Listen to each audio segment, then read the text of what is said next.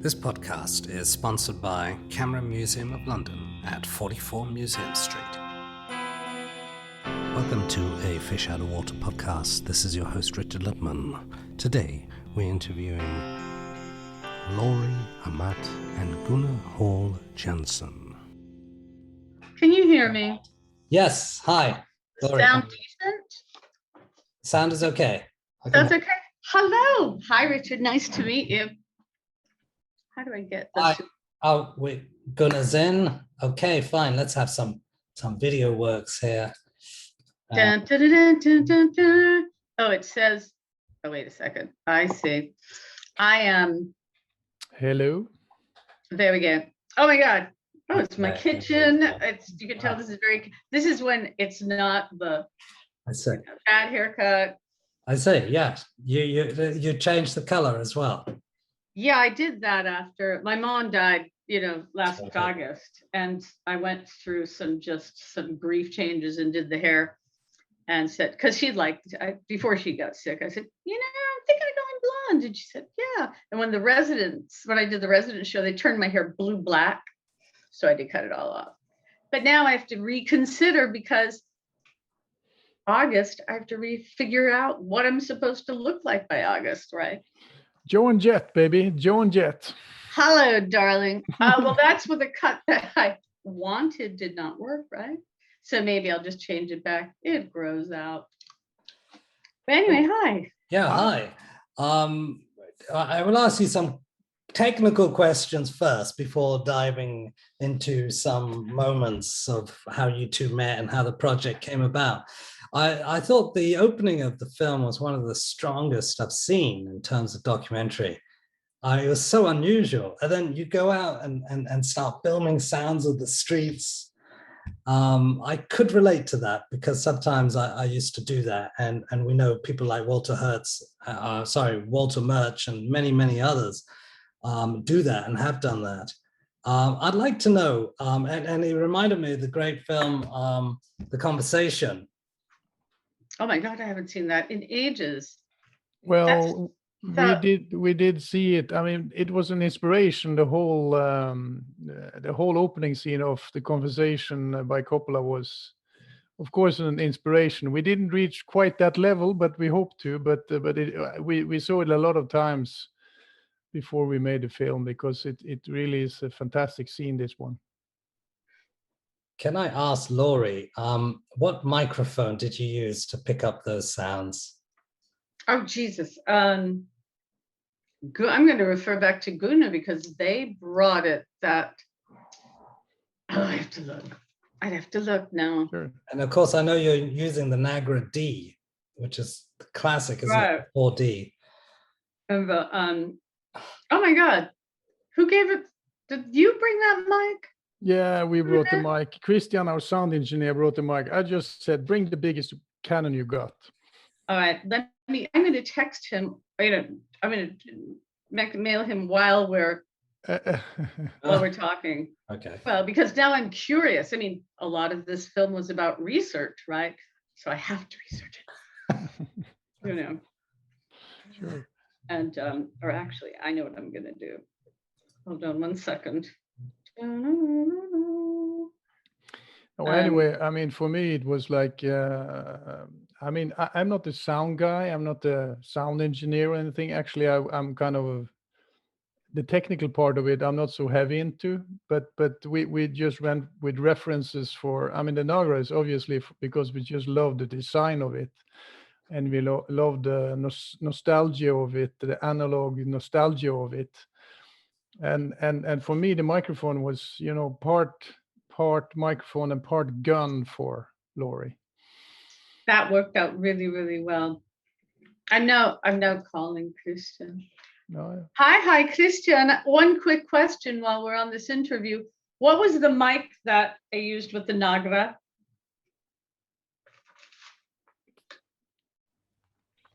Yeah.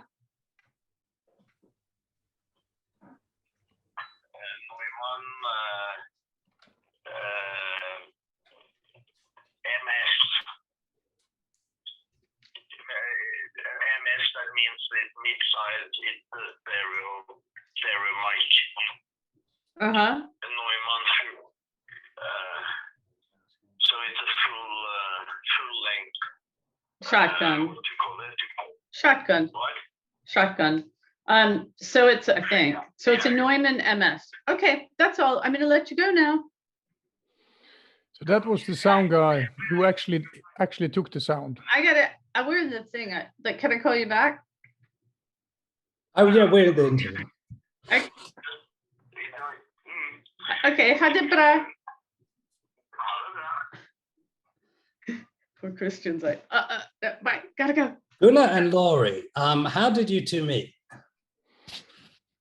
We met through Christian, and I met Christian because I worked with him in a group called collective called Sonisk Blodbad, and the person who's really the driver of that, Ole Christiansen, he contacted me because he heard my music from the residents and said, would you work on a track? Would you put your voice on a track? And I said, yes, of course, because the music was beautiful. And so then I came to Bergen to work on the album, and that's how I met Christian. And then we had looked at Gunnar's film because I knew that he worked with him, and then it seems also fluid. Yeah, I mean, we used like 4 or 5 years to do the thing, and I mean, like 4 or 5 years ago, I just I got ignited when I saw what sound could do with liquid, and then when I saw what sound could do with liquid, I did the banal connection that also my body is liquid. And then I realized there was an unknown universe there. And then I had my song guy, Christian, and he had this wild artist friend in America called Laurie Amat. And then we connected with her, and I really loved her voice and her charisma, and we just went along with that. I mean, there was also it's a very male thing we are talking about there. It's many male nerds out there who really love sound and techniques, and I was really firm on we need a woman to lead this, otherwise it will be too masculine, the whole thing. And then I really fell for Laurie and her voice, and also, of course, when I listened to her work on Residents, and so it was obvious that was a good choice. Yeah. And the idea, how did it germinate? How did you pitch it? How did you get funding to make it? I mean, it's such a big topic, right? You were looking into the British Standards Institute 1939 conference and a possible change between one standardization to another standardization of sound. The whole idea, I mean, I when I saw this in liquid, it was that banal. And again, I'm an amateur. I'm not an expert in sound frequencies or nagras or microphones, but I was so fascinated because I realized this sound thing, I mean, it has to have an enormous impact on me. And and also I was very happy there were no films about this. And that was exactly what you are talking about. That was the reason for it, because it's too fragmented and too multifaceted to make a film. It's just a too big universe to make a film about it. So we started dwelling around it, Christian and me, and then of course we found this subculture of conspirators who really were into that the Nazis have messed with our music. And I became really fascinated it because it was a quite big and still alive subculture that really believes that we are listening to Nazi-tuned music today. And then we got a story. And then I saw we had this story, and I introduced this to Laurie, which, I mean, she didn't know about it. I mean, she had no idea about this conspiracy. It was a surprise. But I guess, Laurie, you became more and more intrigued that your music might have been corrupted. Well, yeah, the thing is, we haven't, we have done a lot of research trying to find where's the proof, where's the not proof, and so that's still, if you want to call it, it's a process, right?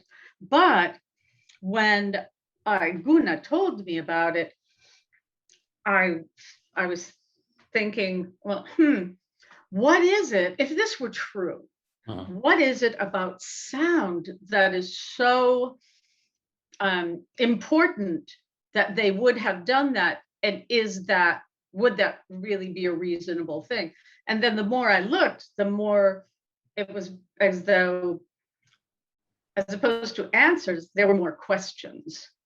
And so for me, because I've always been a researcher, I just started saying, well, what about this? And then I would read other things, and the vibration idea.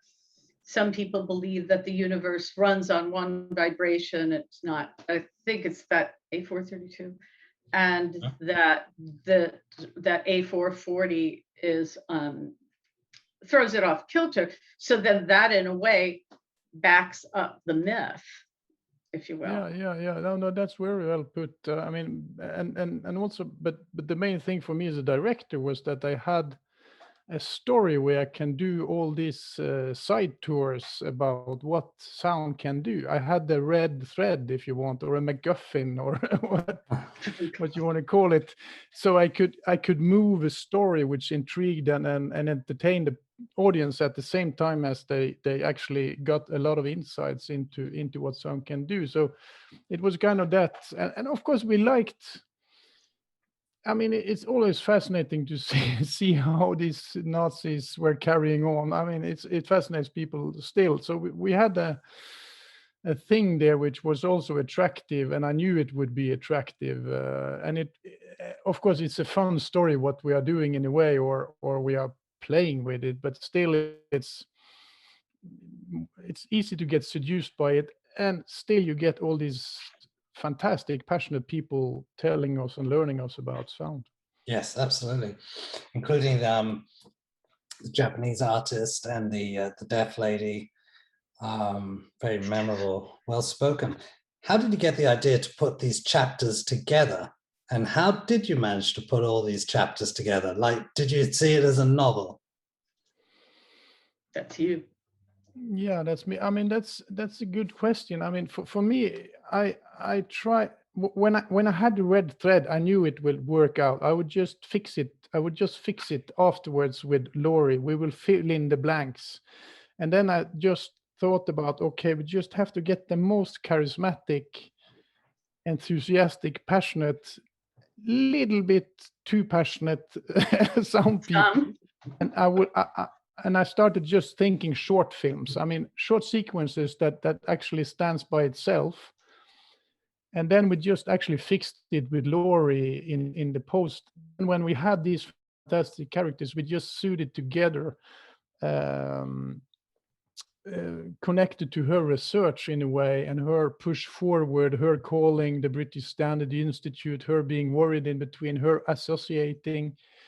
So it was kind of, it was built on Laurie first, but then on the characters, and then they were easy to combine in a kind of multifaceted carpet, which, I mean, the hardest thing, as I said in the beginning, when you have a multifaceted thing like sound, is that it gets just confusing. It just gets to be a mess of a film. You don't have any geography. But Laurie, I knew when I had Laurie, I had geography and I had purpose and direction. And then I could actually just pick characters which fascinated me. And then we just put it together, first characters, and then Laurie just kind of filled in the blanks. It feels like, and this is more not very technical, maybe basic, but it felt like once we had this starting point, and each of us brought something different to the table. I knew of a lot of different things because sound is what I do, and people, things like that, that it felt as though it took on a life of its own. And even though the stories the characters, real people, and all that seems so, in some ways, disparate. The film itself, or the whole story, is very cohesive. It moves. I think having that linear line of the Nazi conspiracy really holds it together, but it doesn't make it crazy, and it makes it actually pretty, in a way, straightforward. And the one thing that, and I have told Gunnar this, that I think really helps the film along with that, is even when we have characters, if I could call them characters, some of them are, when you have people who are really interesting in a different way, Gunnar's approach has never been, oh, here's this crazy person, I'm going to make fun of them. And this is what I really like about his, it makes me cry, about his work is it's a curiosity about, it's a respect, even if some of it's funny, there's a respect and a curiosity about the subject and about the people around it. And even though there are these different people and scenes, he treats everyone as though it's important. And that's another way that it flows in a cohesive fashion. Sorry, I got excited. It's okay. Oh, that's nice. But thank you, Laurie. But because I want people to like these people. I want people to fall in love with these people. I mean, that's important for me. All the people, even the conspiracy theorists. I personally also like all of them. Also the conspiracy theorists. I like them a lot. I mean, they're nice people. Nice. Yeah. How many documentaries can you say do that these days? Yeah, there's always an angle. Like, this guy is the evil empire. Yeah. It helps the audience to relate. It helps the audience to relate to the people, because when you see with like music and sound, when I do music, one part of it is so that the audience finds something in themselves and that makes them relate and connect. And this, even in the technical or the whatever, people can say, that's new. But you know what was weird about it? Because there is a sort of detective story, investigative element about the film, especially, and it begins with you going on. We go and follow you underground into the house, into this underground bunker. So the Hansen scene. Yeah, it feels very mysterious. Oh my God, what's down there? And then we see all these instruments, and then it almost feels like you were on the other side whilst the Germans were working on the other continent. You know, it felt like we were going back in wartime, you know. I never thought about it. That's a great, wow. I really, wow. I can see it, but I've never thought about it. Of course, she's the, what's it called? The counter movement, the guerrilla. Yeah, exactly. She's going into the void and seeing what will happen next. Well, it's like you're in the war room, or you're like a counter-espionage person. Now, we don't want to reveal too much. And then there was this very interesting talk by this an English fellow as well. He talked about the aspects of sounds. But did Laurie, were you involved in the research? And did you see the research? Were you convinced that this has been, the 44 has been around for a long, long time? I was not involved in the very deep research, like into the archives and all this. Once this idea was presented to me, I did my own, research that I could find online, finding people, finding other musicians, finding little bits of what could be a theory. My brain just, Goebbels loved music. He played piano.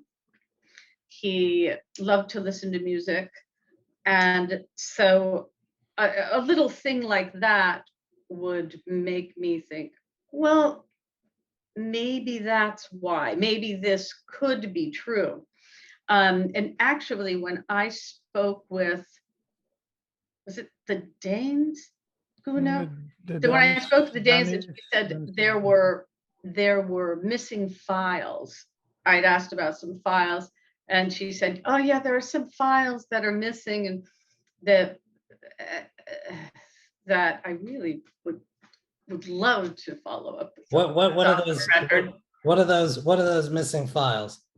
Well, actually, I mean, can I ask this? I know the details. Please do, because I'm not. I only have that bits and pieces. Well, I mean, we didn't bring it into the film, but this is just a perfect thing for conspiracy theorists. I mean, the thing is that the files were in London, but then they were at a certain point in the 70s sent to the Danish Standard Institute, and on the way there they disappeared, which is perfect.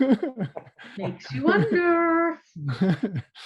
So I mean, there are some blank spots here, which really makes it more exciting. Also, I mean, it's important to say that we will not reveal what the film exposes overall, but I mean, the thing is that the 440 was done in 1939, and the Nazis were there. I will not say more, but so what they decided there in 1939 is what we are tuning our orchestra after today.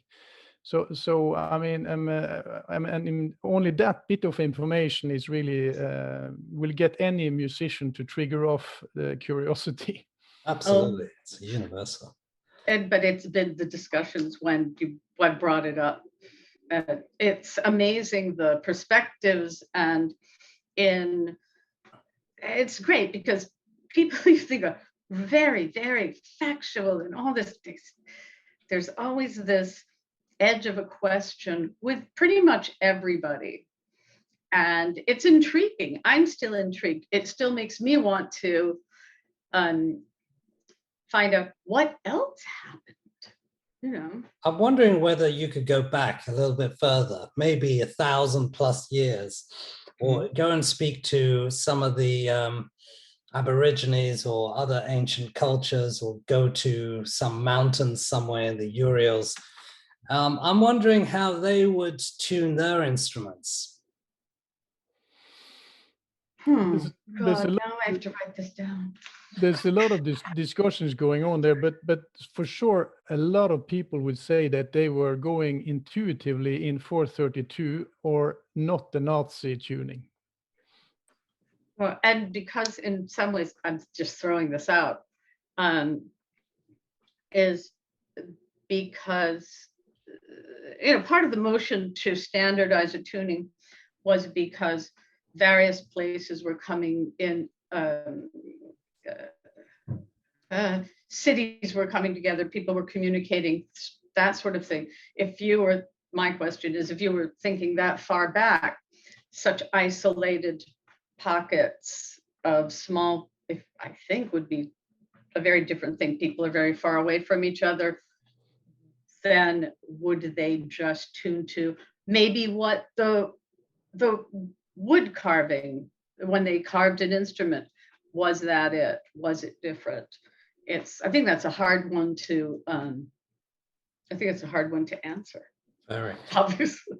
How does 44 affect your everyday life? How does, excuse me, once more. How does 44 Hertz affect your everyday life? Body 4? Oh. You mean A44. A44. Oh, sorry. A44, sorry. Laurie?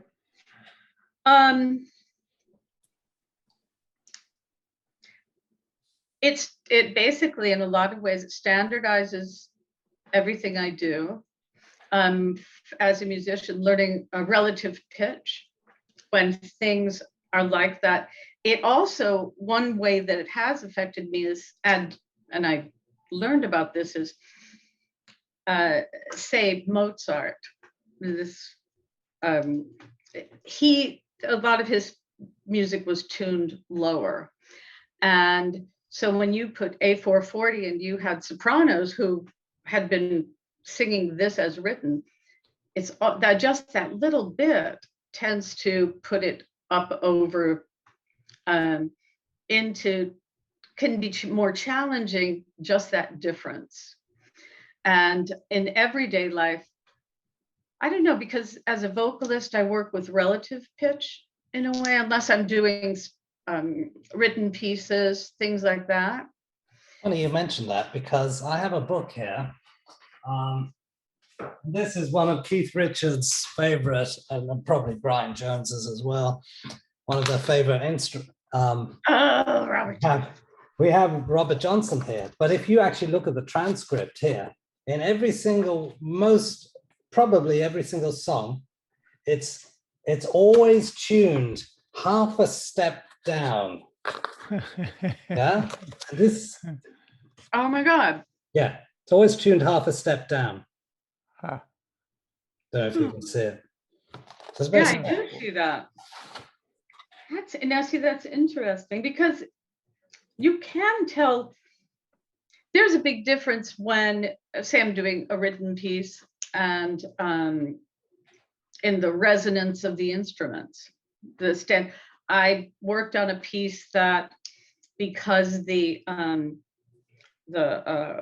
marimba was tuned at 446, and it was a string and percussion, they took the whole piece up. Just that little bit really threw it off for me, because it was at the top of my range. That was like, there we go, a little more. But it's funny, now you have made me think more of when I hear sounds, like around me, I have construction near me, so I've been hearing music in this construction. And I never asked what the frequency is. Well, and now you're making me there's think something about it else. even more. If you listen to those really old orchestras and violinists, I'm telling you, they sound different. They sound warmer. Especially, like I think you get these old, there's a very famous violinist, concerto violinist from the 30s. I can't remember his name. But yeah, it all sounds a bit different if you listen to the orchestras as well from the 30s and 40s. But I think it sounds different. I think you're right. I think that the instruments resonate. They resonate in a very different way. And when instruments were created, say, if you had a Stradivarius and it was being created to perform at a certain, in a certain place, when you start changing it, or it's that thing about the higher the frequencies, there's a color difference and a color higher, which is why sometimes when people are playing high notes or people are singing really high notes, sometimes you'll say, wow, that's amazing. And sometimes you'll say, oh, that just sounded like swinging a cat. And that comes back to your documentary. The sound design was incredible. How did you achieve all of that? Gunnar? Well, we had two good people on it, and I said, just go, don't think conventional, go wild. I mean, the whole premise for me, again, as a director, I just gave the instruction. The ordinary sound in film is supposed to be invisible, but I told them I want the sound to be visible. I want the people to feel that, there's that sound, there's that sound. So go all over the top. That was the instruction. I know that is not invisible at all. And so they went. I mean, I don't know if you've seen the cinema version, but that's totally over the top. I mean, it's like we go really crazy with making the sound that people really, there's something to the right, there's something to the left, like a demo film for THX Lucas, and so we just went for that. We want the sound to be visible for the or audible for the But obvious. it's so sensory, the sound, because then it's such a direct connection. You have the story, but when you can feel a sound or feel that you're in the middle of it, it does, it is a very different effect than just sitting and watching a concert that comes toward you. It's that being in that environment, it's like being in a new world. Yeah, but we wanted, it's so different strategy. I don't think any films except the demo films for sound, but we just wanted the different strategy for it, as I said. But back to also the 432 for a short moment. I mean, the interesting thing is there's still this subculture on the net. You can even buy an app which takes your favorite music. You filter your music 440 and you get it out 432. And also there's a myth around John Lennon that he always insisted on going for 432, and that's why Imagine sounds so warm. I mean, I mean, and that again points back to that there are not only the sound of it, but the vibrations of it does something to us, which is more important than we think. I mean, and that was kind of the whole thing about all these characters, is even though they mostly don't comment on the Nazi conspiracy, they are like circumstantial evidence, or what's it called? I mean, they are pointing to the importance of the sound's effects on our body and soul and heart and functions and so on. And I, for me, when you ask this 432 versus or A440, I mean, when you hear it, there's I mean, it's a very little difference. But when you feel it, I think there's a different feeling. How can you tune to 432 then, in reality? How can you tune to it? Yes. I mean, many instruments, this Laurie knows better, but many instruments you can, of course, tune to 432, but some instruments like saxophone or something like that, I mean, you can't. You can. You can. I mean, you can, so that they're in the same place. Because generally, you know, orchestral tuning starts with it's the oboe, which is, you know, considered that whatever the oboe does, easy to hear. You can hear the vibration. You can tune to the frequency. But also now in the world of electronics, you can take your instrument, use a tuner that doesn't necessarily say A440, but will show you here's 432. You can tune that. I think most instruments can be tuned to that with, you know, to the A432, except the percussion is like, you know, a marimba or xylophone is harder. But still, don't remember, it is still tuned in the Nazi tuning. It's the Nazi. Now I know. Tell us, those vibrations in 440, right? Essentially, is this something, so can you use vibrations to control people? And we've seen this wonderful clip where the Americans were doing that. I mean, obviously it wasn't wonderful back in the time. It was warfare, basically, to sort of control the Viet Cong back in the day. They were using sound frequencies. To control people, you cannot, but you can push certain physical reactions that are very negative. I mean, there were even speculations around the CIA, and they did experiments with it, with low frequency sound. We don't have this in the film, but it was supposed to be so low that it affected your intestines, so you shit on yourself, for example. And Actually, they do that. They still use that. They use it? I've read that they do it in demonstrations. Am I wrong? Yeah, that's off the record. Don't say anything. I'm going to look now. Okay, sure. So, but can it affect? Can it control? No, it can make pain. It can make you numb. It can make you paralyzed. Disorient you. If you want to think of control, it could disorient you, and then suggestion. I mean, I'm speculating. to control brainwash I mean that's the amazing thing. It can, yes, but control directly. I mean, program control, no, but very terrorizing effects, yes. Wow. What next? Are you two going to collaborate together on another documentary, or but what are your projects, both of you? I would love to. I'm here anytime. Laurie is coming to Bergen on the Norwegian premiere in Haugesund in August, and then we're going to discuss the next chapter. That would be fun. And I'm going there and going to be restarting some things that had ended with COVID. I'm hoping in my dreams that we'll start redoing the God of Three Persons, the residence show that we did at MoMA. I'm actually going to be performing in some festivals in the Czech Republic later in the year. These are all cautious optimism. But now working on this film and working with Gunnar has kind of changed a lot of my perspective about what is possible. You know, it's fabulous. Anything is possible. Sounds like doors are opening. And Gunnar, I'm wondering, is it easy to get funding for this kind of film, or did you approach producers or an institute or a broadcaster? Was it easy to pitch this to them?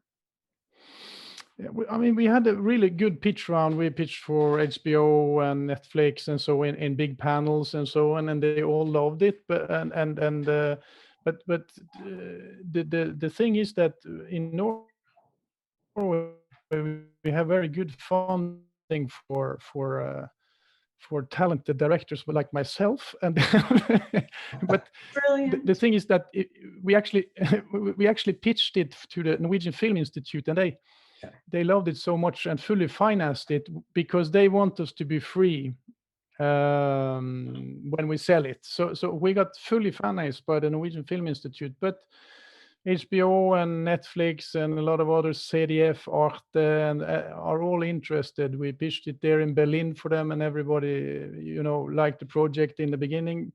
But we are lucky in Norway with the funding. So Norwegian Film Institute took the whole thing. How's it different working with HBO or Netflix? Do they require more control and more final say over the final edit than? I mostly have had contact with Netflix, and I mean that's an ever-changing kind of organism going on there. It's new agendas, and they jump here and there after who has success and so on, and they change their profile all the time. I mean, they are getting so big on it, but I mean, it's if you are a Netflix original, that's a different story, and we are not, because they haven't put money into it. We are, I mean, we are on the other, what's it called? I mean, they are a buyer of independent product, so then we are much more free to do what we want. And they are not in here since we were fully financed. We can do what we want. But otherwise, I think they mingle a lot. Yeah. How's the audience reaction when you're thinking about projects? Are you thinking about the audience, or are you thinking about your passion, or both? For me, since I made so many documentaries, I mean, for me, I mean, one of the sad things about documentaries is that they are so pessimistic and so depressive, and so, I mean, it's just all hell. And for me, it's like somebody out there also has to make films that makes you want to go to, that you really want to go to see it. and that's my passion. I mean, to make, I wouldn't call it only entertaining, but I mean, it's supposed to be seducing. I mean, it's supposed to, you want to go to cinema. And I guess that's my passion when I make film these days. Right, thank you. Thank you both, Laurie and Gunnar. Look forward to seeing your future. Pleasure. And thank you. You've given me even more food for thought today. Oh, I'll be tuning my instrument to A332 tonight. Thank you. Try it and see. Dangerous. Well, you'll learn, then you'll just be able to learn a second language or fourth language. All right.